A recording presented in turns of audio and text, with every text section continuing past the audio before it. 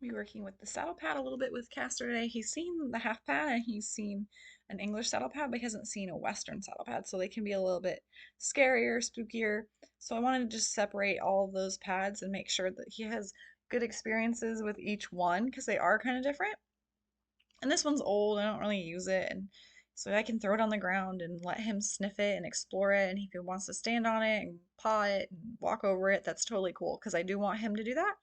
And like if he wants to walk on top of it, that's perfect because I practice for trailer loading and standing on a mat and crossing objects and bridges and things like that. So he's not really touching it. He's like being very safe about it, but I like that he's trying. So I'll go ahead and click him while he's going over, and then I do walk him to the side so that he's not standing like directly in front of it, so he doesn't see it, like catch it in his eye and spook forward on top of me. So I kind of turn him to the side when I do that. So he didn't really seem too concerned about it since he's had all these good experiences with other pads.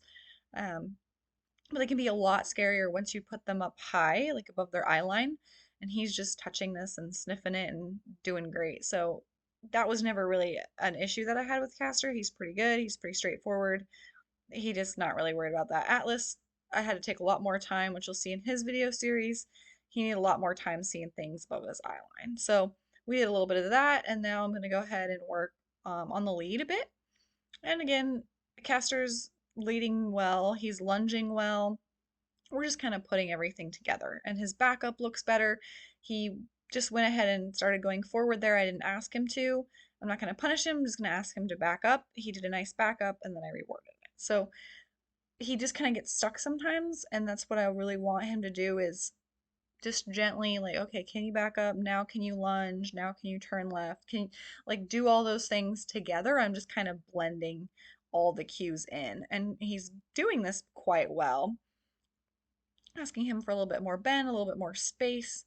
Because once he bends, he creates a little bit more space. I'm not sure what it was that scared him, but that's all right. We're just going to go back and do what we were doing. Not a big deal. I think it was like there's a tree off to the right. Maybe it's like windy or something. I'm not sure exactly what it was at this point, but it really doesn't matter. And it could be that that mounting block's there too.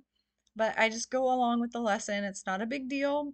He jumped and then he didn't run away and escalate. So I'm really happy with that because things happen. Horses are going to get spooked. That's their nature.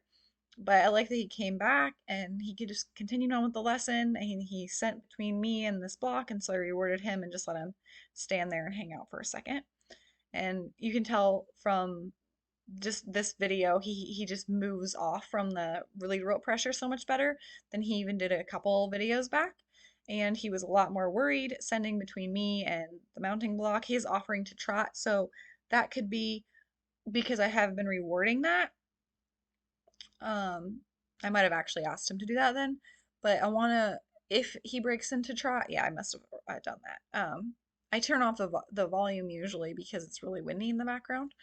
But if he does go into the trot on his own, I want to make sure that he's not doing it out of, oh, like I want to do this, or is he doing it out of, I'm afraid I need to move forward.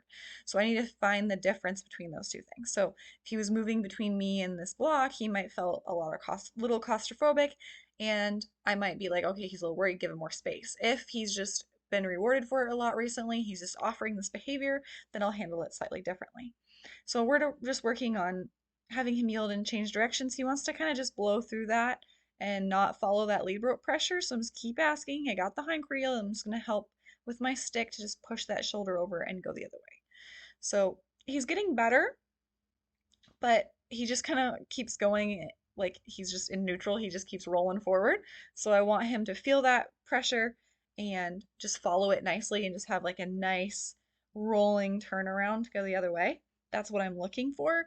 And right now I'm just clicking rewarding the steps to get to that spot. So once he softens and he starts going the opposite direction or toward the pressure of the lead rope, then I click and reward and I just kind of shape it from there into him turning all the way around. So, and he has to differentiate between him yielding the hindquarters and him following that lead rope and him kind of creating a little bit more space. But he is figuring it out. All of those things mean like kind of move out on the circle, and then it means move like move out on the circle and follow the rope. Basically, following the feel of the rope is what we're doing here.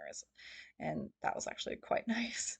He had a little backup step there, but then once he started going forward, he went and he was on that new bend on the circle going the other direction. So I do like that. That looks pretty good. It's just following that feel, and that's going to be a big part of tying. Before I ever tie him, like right now, if I tied him, it's probably not going to go super well because he feels that and he just kind of keeps going through it.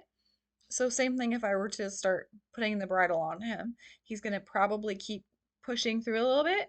So that's important to kind of see how everything connects together. So I think that time he tried it on his own, and I'm just going to bring him back, not a big deal. And now we're going to do a little bit of him walking while I have the driving whip on his wither. So I want him to go forward while the whip is touching him and it's moving, and then I'm going to reward him when he does that because it's just a prerequisite that I do before I start riding them. I want to make sure he can feel something on his back, even before I start saddling him, really. That he feels some movement and it's normal and it's fine and he can walk and trot relaxed while that happens. So this looks great. He's got the whip up there on him. He's just continuing to walk around on that circle. That's perfect. And then I can also start teaching some leg cues and have that whip tap like right behind his front legs or like right where the girth would be and get him moving off of what will be a leg cue later on. So we're kind of doing a couple different things all at once here. So I clicked him there while he was walking forward and letting me touch him with the whip. I'll give him a second to just eat that and hang out. So I like that exercise because it just does a lot of stuff all at once. I love preparing the horse to be ridden from the ground, and then I can just transition it nicely, and it kind of makes a lot more sense to the horse. So especially once you're teaching those leg cues on the ground and all that steering. So now I'm just going to send him between me and the fence. He's done that before. I don't want him to necessarily trot through here. I want him to take his time and just be a little bit more chill about it, really. So here he's a little hesitant to go forward and then he wants to trot. So usually that's just a sign that he's worried about being in that space and maybe it's a little too tight for him. So it could be that, or it could be he's been working on the trot a lot and thinks he's supposed to, but especially when I'm doing this exercise, I think he just thinks that he thinks he's just worried about it is what it is for this one since we have that space. So once he goes through there and he walks, I'm going to reward that, give him a little treat because I just want him to be nice and calm because when I load him on the trailer, I want him to walk in nice and calm.